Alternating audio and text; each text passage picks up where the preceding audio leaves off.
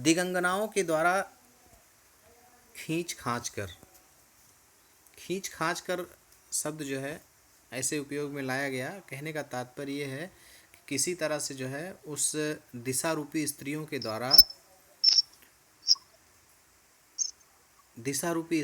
द्वारा उस घड़े के सदृश सूर्य के बिंब को जब सागर की जलराशि से बाहर निकाला गया। वॉइस म्यूट कर लें सब लोग अपनी। तो सागर की जलराशि से जब बाहर निकाला गया तो सूर्य जो है एक चमचमाते हुए बिंब के समान, सूर्य की किरणें चमचमाती हुई सूर्य की किरणें जो है लाल लाल, उसका बिंब कैसा लाल लाल दिखाई दे रहा था।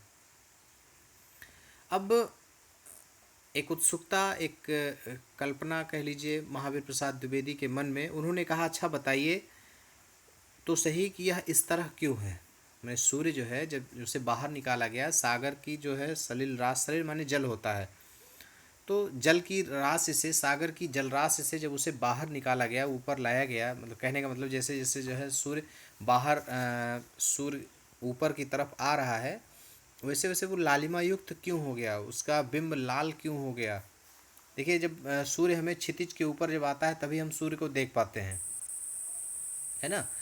बहुत जो है हमारे मन में भी एक प्रश्न उठता है, हमारे का मतलब हम सबके मन में ये प्रश्न उत्पन्न होता है कि सूर्य तो जब उदित होता है तब तो वो लाल होता है, लेकिन वाकई में होता ये है कि सूर्य जब निकलता है उस समय वह क्षितिज से जिस समय निकलता है क्षितिज में होता है। क्षितिज में हम चूंकि देख नहीं पाते, उस समय उसकी किरणें जो है पीली होती हैं, लेकिन जैसे जैसे वह ऊपर आता है, ऊपर आते समय उसका जो बिंब है वो बिल्कुल लाल हो जाता है।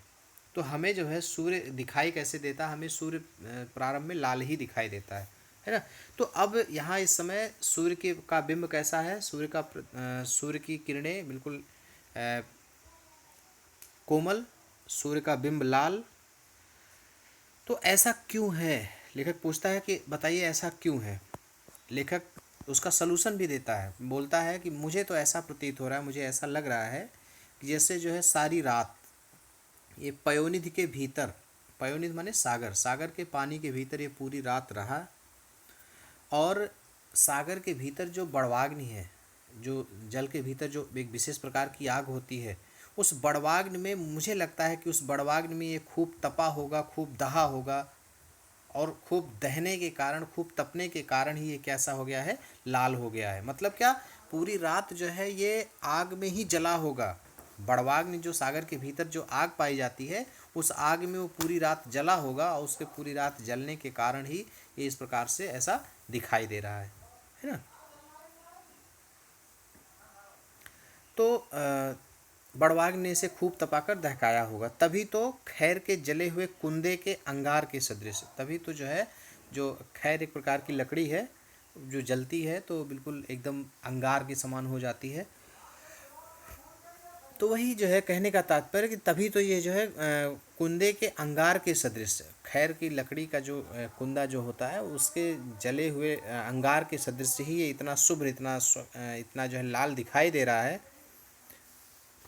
नहीं तो इसके और लाल होने का, इस प्रकार से होने का क्या कारण हो सकता है, आप ही लोग बताइए, है ना। लेखक ऐसा पूछता भी है कि मुझे जो समझ में आता है, मैंने जो समझा अभी तक कि सूर्य के लालिमा होने का, सूर्य के बिंब का लाल होने का क्या तात्पर्य हो सकता है, मुझे जो समझ में आया, लेखक ने अपने जो है अपने अंदाज में उन्होंने कहा कि मुझे जो लगा वो ये कि सूर्य जो है पूरी रात महासागर, चूँकि उत्पत्ति जो है उसकी महासागर से ही होती हुई से दिखाई दे रही थी, तो उन्होंने कल्पना किया कि मुझे ऐसा लग रहा है कि जैसे जो है पूरी रात ये सागर के भीतर रहा होगा, और चूँकि वहीं से उत्पत्ति होती, वहीं से निकलता हुआ दिख रहा है, तो पूरी रात जो है महासागर के भीतर रहा होगा, और जो महासागर के भीतर जो एक बड़वाग्नि है, एक विशेष प्रकार की जो आग है, उस आग ने सूर्य को खूब दहकाया होगा, खूब जलाया होगा, और जलने के कारण ही सूर्य बिल्कुल कैसा हो गया है, लाल हो गया है।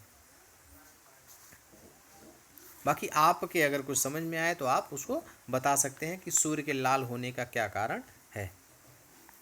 अब देखिए, सूर्यदेव की उदारता और न्यायशीलता तारीफ के लायक है।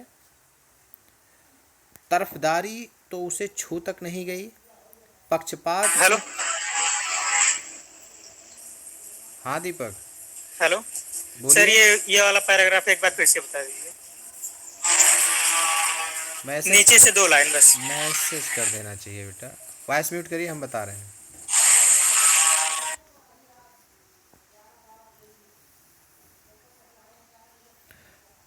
हमारी समझ में तो यह आता है, सूर्य को, लालिमा युक्त सूर्य को, जैसे लालिमा युक्त सूर्य जो है, लाल लाल उसका बिंब जैसे ही ऊपर दिखाई देता है, तो लेखक कहता है कि हमारी समझ में तो यह आता है कि जो है पूरी रात यह सूर्य पूरी रात महासागर के जल के भीतर था, और महासागर के जल के भीतर होने के नाते, होने के कारण, महासागर के जल में पाई जाने वाली जो बड़वाग्नि है, उस बड़वाग्नि ने इस सूर्य को खूब जलाया होगा, दहकाया होगा। जैसे आग की भट्ठी में लोहा जब जलता है, खूब तपता है, तो कैसा हो जाता है, बिल्कुल लाल लाल हो जाता है ना।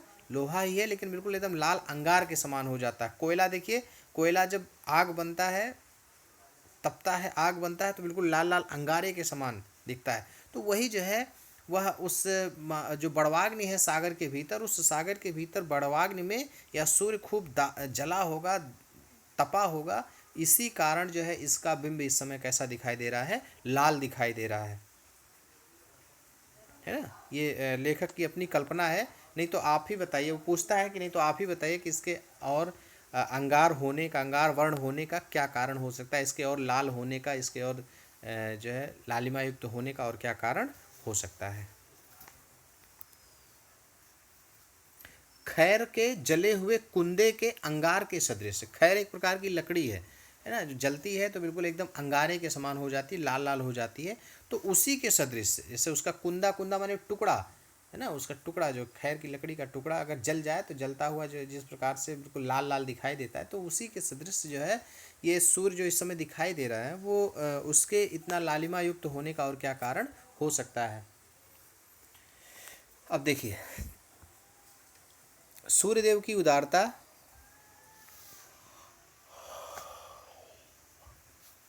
सूर्यदेव की उदारता और न्यायशीलता तारीफ के लायक है। तरफदारी तो उसे छू तक नहीं गई, पक्षपात की तो उसमें गंध तक नहीं। देखिए ना, उदय तो उसका उदयाचल पर हुआ, पर क्षण भर में ही उसने अपने नए किरण कलाप को उसी पर्वत के शिखर पर नहीं, प्रत्युत सभी पर्वतों के शिखर पर फैलाकर उनकी शोभा बढ़ा दी। उसकी इस उदारता के कारण इस समय ऐसा मालूम हो रहा है जैसे सभी भूधरों ने अपने शिखरों, अपने मस्तकों पर दोपहरिया के लाल लाल फूलों के मुकुट धारण कर लिए हों। सच है, उदारशील सज्जन अपने चारुचरितों से अपने ही देश को, उदय देश को नहीं, अन्य देशों को भी आप्यायित करते हैं। देखिए, आना जाना लगा हुआ है सबका, और मुझे अटेंडेंस लेना है। अभी अटेंडेंस लेंगे तो 4 लोग इसके पहले जो जुड़े थे वो अब्सेंट हो जाएंगे, निश्चित तौर पर अब्सेंट हो जाएंगे। इसलिए जैसे ही 40 की संख्या होती है मैं तुरंत अटेंडेंस लूँगा, और कोई भी उस समय बाहर नहीं जाएगा। किसी का भी अगर कोई आवश्यक कोई कॉल भी हो उसको भी डिनाई कर दें, ठीक है। देखिए,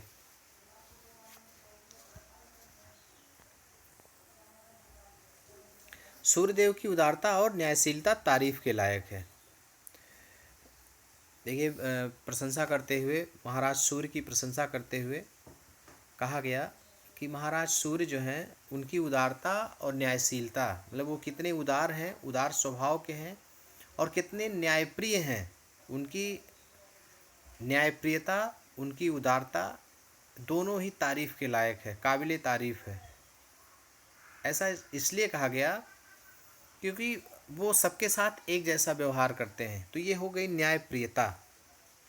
उदारता ये कि बड़े ही उदार स्वभाव के हैं,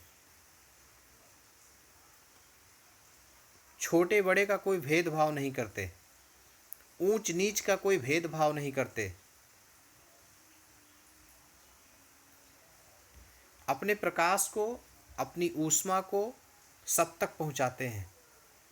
सबके घर में, छोटे हो चाहे बड़े हो, अमीर हो गरीब हो, सबके घर में अपनी रोशनी से प्रकाश भर देते हैं। तो ये कहीं ना कहीं उनकी जो उदारता है और उनकी जो न्यायप्रियता है, वो दोनों ही तारीफ के लायक है। वो किसी के साथ किसी प्रकार का कोई भेदभाव नहीं करते। अब देखिए,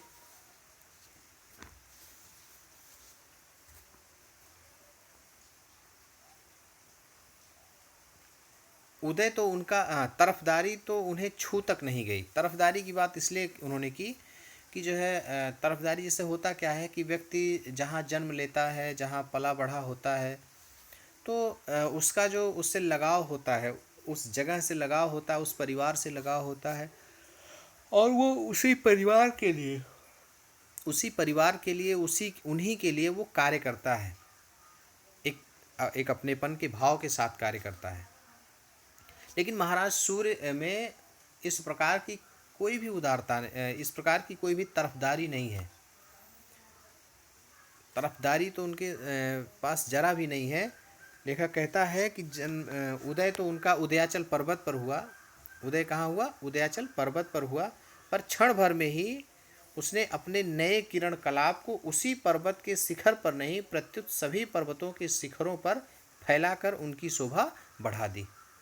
लेकिन वे उदयाचल पर्वत पर उदित हुए, तो उदयाचल पर्वत पर उदित हुए पल भर में ही उन्होंने अपनी जो उनकी जो किरणें थी, उनकी जो शोभा थी, उनकी सुंदरता थी, अपनी किरणों को, अपने प्रकाश को केवल उदयाचल पर्वत पर ही नहीं, बल्कि जितने भी पर्वत थे, जितने भी पर्वत श्रृंखलाएं हैं, सभी पर्वत श्रृंखलाओं पर पल भर में ही उन्होंने अपने प्रकाश को फैला दिया, अपनी किरणों को फैला दिया और उनकी शोभा वर्धित करने लगे, उनकी शोभा बढ़ाने लगे। तो ये जो है कहीं ना कहीं एक तरफदारी ना होने की फीलिंग्स देता है, या न्यायप्रियता की बात करता है, ये उदारता की बात करता है ना।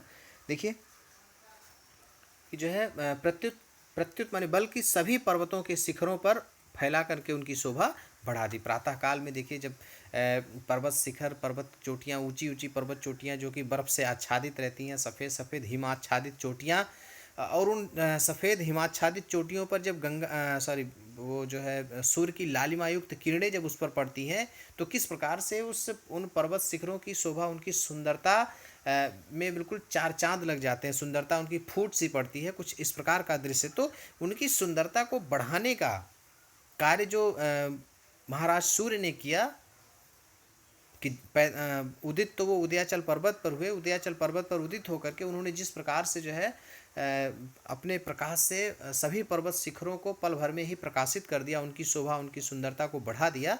ये कार्य तो वही व्यक्ति कर सकता है जिसके अंदर एक समरूपता का भाव हो, समानता का भाव हो, जिसके अंदर उदारता का भाव हो, जिसके अंदर बिल्कुल तरफदारी जैसी कोई बात ना हो, पक्षपात जैसी कोई बात ना हो। वही व्यक्ति कर सकता है, एक समान भाव से सबको देख सकता है, एक समान भाव सबके साथ व्यवहार कर सकता है। तो ऐसा कार्य कौन किया? महाराज सूर्य ने किया, जिन्होंने जो उदित तो उदयाचल पर्वत पर हुए और पल भर में ही वहाँ से जो है इन्होंने क्या किया, सभी पर्वत शिखरों को अपनी जो है अपने प्रकाश से प्रकाशित करके उनकी शोभा, उनकी सुंदरता को बढ़ाया। अब देखिए, उनकी इस उदारता के कारण इस समय ऐसा मालूम होता है, उनकी इस उदारता के कारण इस समय ऐसा मालूम होता है मानो जैसे जो है सभी भूधरों ने अपने शिखरों, अपने मस्तकों पर दोपहरिया के लाल लाल फूलों के मुकुट धारण कर रखे हों। उनकी जो उदारता है, उनकी सुंदरता कुछ इस प्रकार से मालूम होती है मानो जैसे सभी जो है भूधरों ने, सभी भूधर माने पर्वत, सभी पर्वतों ने क्या क्या लाल लाल फूल धारण किए हों। देखिए, सभी भूधरों ने अपने शिखरों पर, अपने मस्तकों पर, शिखर रूपी मस्तक पर, अपनी चोटियां हैं, चोटी रूपी मस्तक पर दोपहरिया के लाल लाल फूलों के मुकुट धारण कर लिए। मैंने बताया आपको कि पर्वत की जो चोटियां हैं वो पर्वत चोटी पर जब सूर्य का प्रकाश पड़ रहा है तो लालिमायुक्त तो सूर्य के प्रकाश के पड़ने से वो पर्वत चोटियां जिस प्रकार से लालिमायुक्त हो जाती हैं, ऐसा लग रहा है मानो जैसे उन्होंने अपने मस्तक पर लाल लाल फूलों से युक्त कोई मुकुट धारण कर लिया हो, और उस मुकुट के पहनने से जिस प्रकार से शोभा सुंदरता बढ़ती है, उसी प्रकार से पर्वत की जो चोटियां हैं, शिखरें हैं, उन शिखरों की पर्वत चोटियों की सुंदरता उनकी जो है उनकी सुंदरता भी उसी प्रकार से बढ़ रही है। ठीक है, चलिए आगे देखते हैं।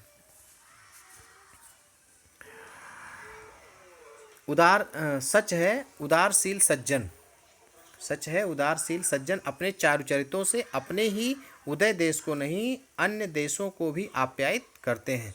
ये सही है, सत्य बात है। उन्होंने एक दृष्टांत के माध्यम से समझाने का प्रयास किया कि जो उदारशील सज्जन व्यक्ति हैं, जो उदार व्यक्ति हैं, जिनमें विनम्रता है, शीलता है, ऐसे लोग जो सज्जन हैं, सज्जन लोग क्या करते हैं, अपने चारु चरित्रों से, अपने उत्तम चाल चलन से, अपने उत्तम चरित्र से अपने ही उदय देश को नहीं, मतलब जहाँ उनका उदय होता है, जहाँ वो पैदा हुए, जो उनकी जन्मस्थली थी, अपनी जन्मस्थली को नहीं, अपने उदय देश को ही नहीं बल्कि अन्य देशों को भी आप्यायित करते हैं। मतलब अन्य देशों को भी, अन्य स्थान के लोगों को भी लाभान्वित करते हैं, अन्य देशों के भी हितों का ख्याल रखते हैं, दूसरे लोगों के भी हितों का ख्याल रखते हैं, है ना।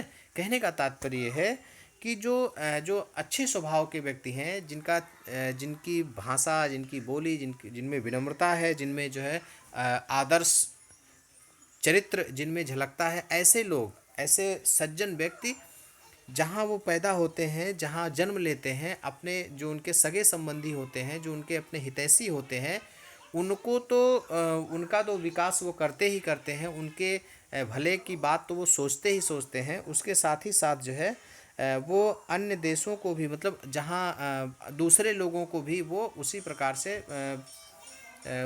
से उनका भी सम्मान करते हैं, उसी प्रकार से उनको भी जो है क्या करते हैं, लाभान्वित करने का कार्य करते हैं, उनके भी हित की बात सोचते हैं, उनके भी भले का कार्य करते हैं।